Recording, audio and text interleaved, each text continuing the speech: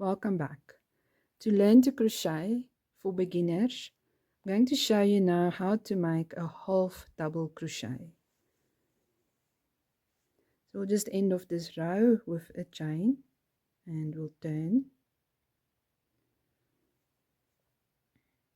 So for half double crochet you will yarn over, place your hook through your chain, yarn over, bring it back up. Now you've got 3 hooks. So you yarn over and you pull through all 3.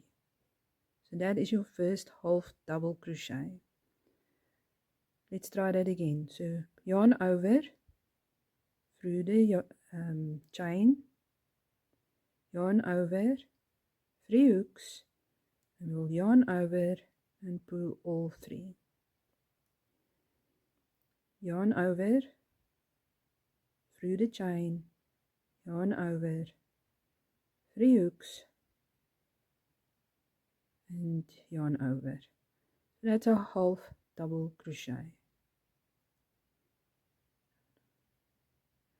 Don't forget to like and subscribe, and watch out for the next video which will show you how to make a double crochet.